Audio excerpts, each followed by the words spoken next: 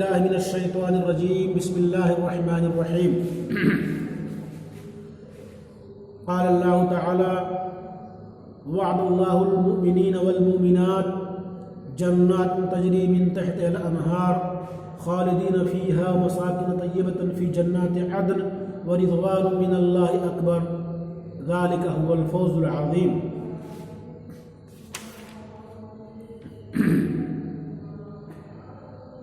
گزشتہ درس میں جس آیت کی تفسیر کی گئی تھی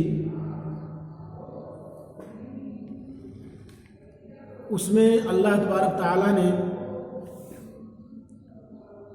کچھ قوموں کا ذکر کیا تھا جن قوموں کو اللہ تبارک تعالیٰ نے ان کے گناہوں کی پاداش میں انہیں سزا دی، عذاب بھیج کر کے ان کا خاتمہ کر دیا، سوائے ان لوگوں کے جو اپنے انبیاء اور رسول پر ایمان لائے۔ اور اس کے بعد اللہ نے بتایا، اس بات کی وضاحت کر دی کہ اے لوگوں، اگر تم نے بھی اپنے نبی کی نافرمانی کی تو گزشتہ امتوں اور قوموں کی طرح تمہیں بھی ہلاک و برباد کر دیا جائے گا۔ اور اس کے بعد اللہ تبارک تعالیٰ نے اس بات کی بھی وضاحت کر دی کہ مومنین جو اللہ پر ایمان رکھتے ہیں، چاہے وہ مرد ہوں چاہے عورتیں ہوں، کچھ بھی ہوں، سب ایک دوسرے کے یار و مددگار ہیں، ولی ہیں۔ یہ اچھی باتوں کا حکم دیتے ہیں اور بری باتوں سے منع کرتے ہیں، نماز کی پابندی کرتے ہیں، زکوٰۃ ادا کرتے ہیں، اللہ اس کے رسول کی اطاعت کرتے ہیں۔ یہی لوگ قابل رحم ہیں۔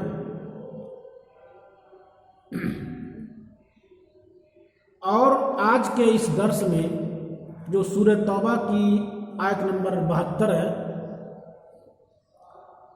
جس میں اللہ تبارک تعالیٰ نے خبردار کیا ہے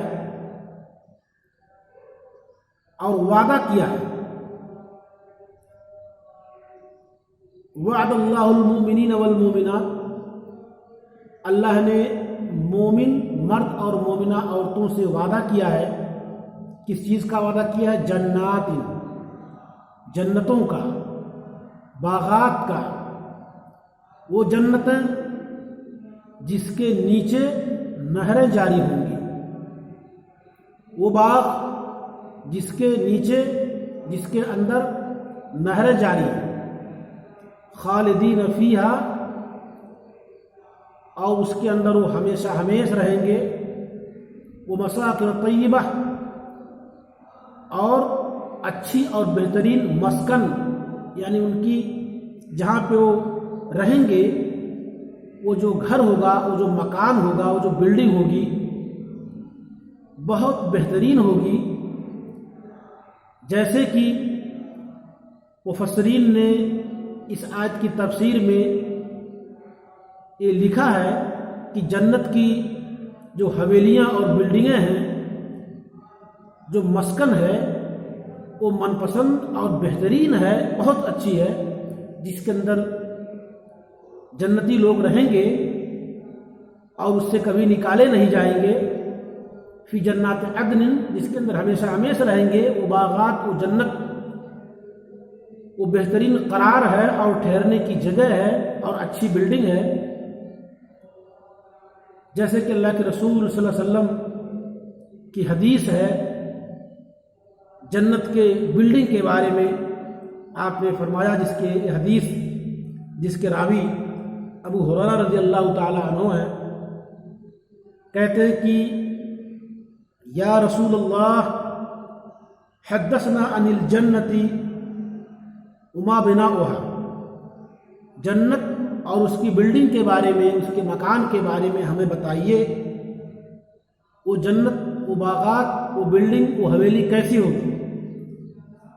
تو آپ صلی اللہ علیہ وسلم نے بہت تفصیل سے ذکر کر دیا کہ جنت میں جنتی جہاں پہ قیام کریں گے، جو ان کا جائے قرار ہے، بلڈنگ ہے، اس کا ایک اینٹ سونے کا، ایک اینٹ چاندی کا،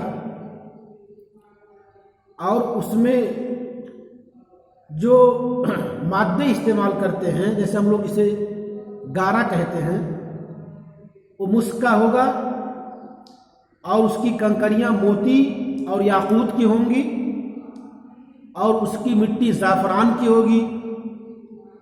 جو اس کے اندر ایک بار داخل ہوگا وہ کبھی نکلے گا نہیں، اور وہاں موت نہیں آئے گی، نہ تو ان کے کپڑے پرانے ہوں گے اور نہ تو ان کی جوانی ختم ہوگی۔ یہ حدیث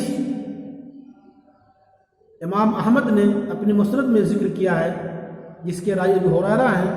انہوں نے جنت کے بلڈنگ کی تفصیل بیان کر دی کہ ایک اینٹ سونے کا، ایک اینٹ چاندی کا، اس کے جو گارے ہیں وہ مسک کے ہوں گے، اس کی جو کنکریاں اور پتھر ہیں وہ موتی اور یاقوت کے ہوں گے، اس کی مٹی زعفران کی ہوگی، جو ایک بار داخل ہوگا کبھی نکلے گا نہیں، نہ تو اس کی جوانی ختم ہوگی، نہ تو اس کے کپڑے گندے پرانے ہوں گے، نہ پھٹیں گے، نہ تو اسے موت آئے گی۔ تو یہ اس کی صفت ہے۔ اس کے بعد اللہ نے فرمایا وَرِضْوَانٌ مِّنَ اللَّهِ اکبر، اور اللہ کی خوشی سب سے بڑی چیز ہے۔ اللہ کی رضا جوئی جنت والوں کے لیے تمام نعمتوں سے سب سے بڑی نعمت اور سب سے بڑی اچھی چیز ہے۔ کیوں؟ ایک اور حدیث میں ہے کہ اہل جنت میں جو کمرے بنے ہوئے ہیں وہ اس کو دیکھیں گے،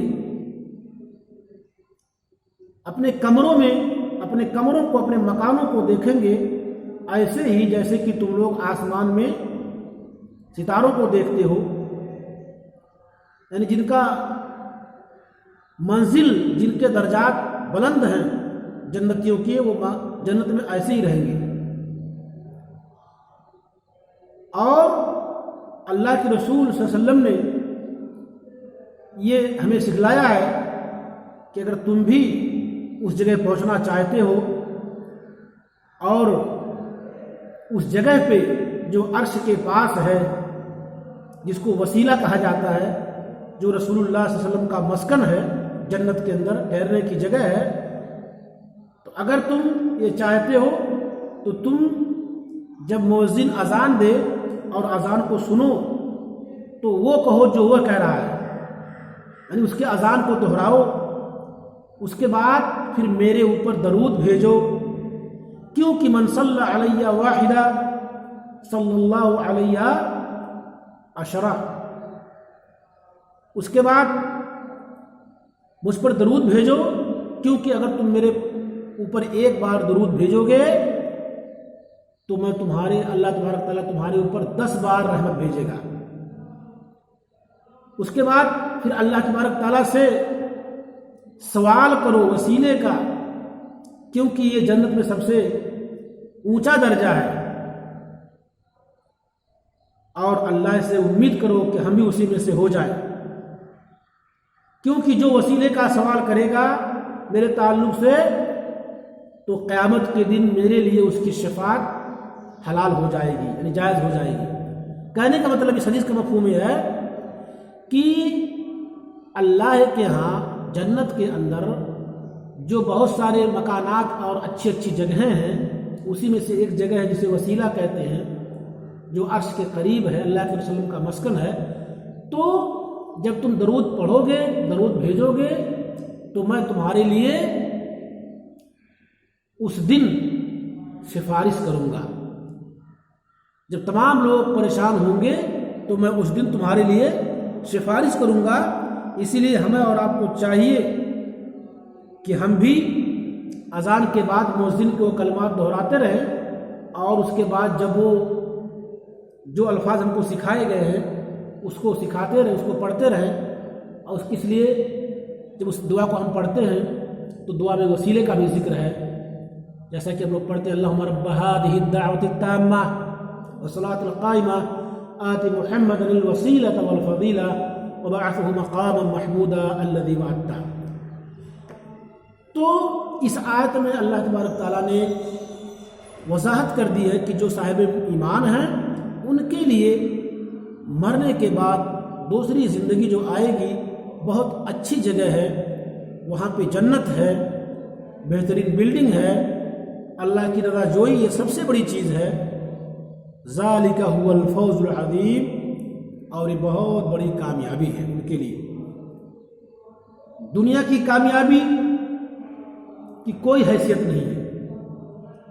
असल कामयाबी अगर जो मरने के बाद वहाँ कामयाब हो गया तो असल समझे कि कामयाबी उसकी है।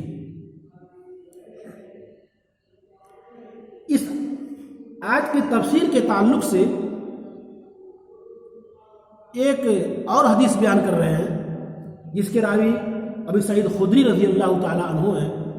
ये कहते हैं कि इन्नल्लाह अज़्ज़ा व जल यक़ूलु लि अहलिल जन्ना या अहलल जन्ना फ़यक़ूलून लब्बैक व सअदैक वल खैर फ़ी यदैक फ़यक़ूल हल रज़ीतुम फ़यक़ूलून वमा लना ला नरज़ा या रब वक़द आतैतना मा लम तुअति अहदन मिन ख़ल्क़िक फ़यक़ूल अला उतीकुम अफ़ज़ल मिन ज़ालिक फ़यक़ूलून या रब्बि व अय्यु शैइन अफ़ज़ल मिन ज़ालिक फ़यक़ूल उहिल्लु अलैकुम बिग़ुबानी फ़ला अस्ख़त अलैकुम बादहु अबदा।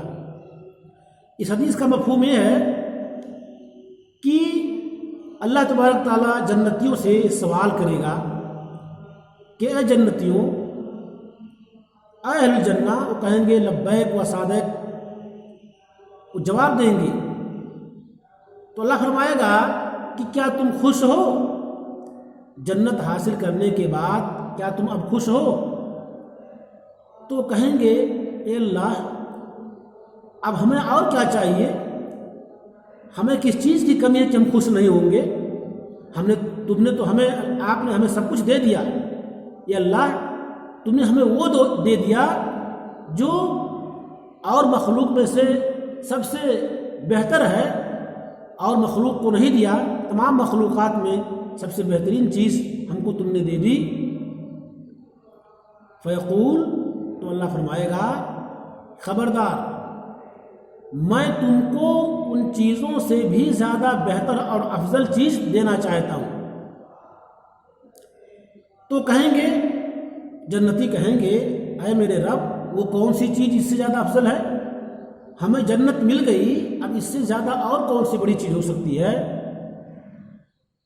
तो अल्लाह फरमाएगा कि ये बात जान करके खुश हो जाओ कि मैं तुम लोगों से खुश हूँ, मैं तुम लोगों से राज़ी हूँ, मैं राज़ी हो गया, तुम लोगों से खुश हो गया, और मैं इसके बाद कभी मैं किसी अपने बंदे से नाराज़ नहीं होऊंगा जो अपने मकसद में कामयाब होंगे, जो जन्नत में आ गए।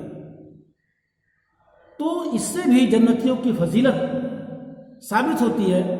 और इसके अलावा एक आयत में और भी है, एक अल्लाह के रसूल की एक हदीस है जो काबिल ज़िक्र है इस जगह पे,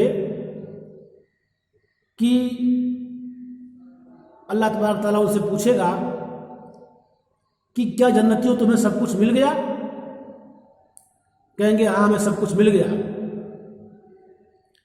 उसके बाद अल्लाह तबारक ताला अपना दीदार कराएगा, अपना जन्नतियों से दीदार कराएगा। सारे जन्नती अपने रब को अपने सामने देखेंगे। उसके बाद तमाम जन्नती लोग, उनको एहसास हो जाएगा कि इससे बड़ी चीज़ कोई नहीं है, अब हमें कुछ नहीं चाहिए। सबसे बेहतरीन चीज़ मेरे रब का दीदार है, जो दुनिया में हमने जिसको देखा नहीं और बगैर देखे जिस पर हम ईमान लाए और उसके बताए हुए तरीक़ों पे हम चले, और आज हम अपने रब को, अपने अल्लाह को अपने सामने देख रहे हैं। अब इसके सामने सारी चीज़ें बेकार हैं। तो रब का दीदार तमाम नेमतों से, तमाम चीज़ों से सबसे अफजल और सबसे बेहतर होगा। तो ये अल्लाह तबारक ताला अहले जन्नत के ताल्लुक़ से फरमाया کہ مومنین اگر انہوں نے دنیا میں اچھے اعمال کیے اور ایمان کی حالت میں ان کا خاتمہ ہوا تو تمام نعمتوں کے ساتھ ساتھ مجھے بھی دیکھیں گے، جبکہ گنہگار لوگوں کو جو اللہ پر ایمان نہیں لائے، کافر اور مشرک اور جو گنہگار جو جہنم میں پڑے ہوئے ہیں، جو ہمیشہ ہمیشہ رہیں گے، ان کو ان کے رب سے پردہ کر دیا جائے گا، یعنی وہ نہیں دیکھیں گے، جیسا کہ اور آیتوں میں اللہ تبارک تعالیٰ نے وضاحت کے ساتھ کہہ دیا کَلَّا إِنَّهُمْ عَنْ رَبِّهِمْ لَمَحْجُوبُونَ، وہ لوگ اس دن اپنے رب سے پردہ کر دیے جائیں گے، وہ اپنے رب کو نہیں دیکھ پائیں گے۔ یہ بہت بڑی بدقسمتی ہوگی کہ اپنے رب کو انسان نہ دیکھ سکے۔ تو یہ آیت نمبر 72 کی تفسیر تھی۔ اسی کے ساتھ آج کا یہ درس ختم ہو رہا ہے۔ السلام علیکم ورحمۃ اللہ وبرکاتہ۔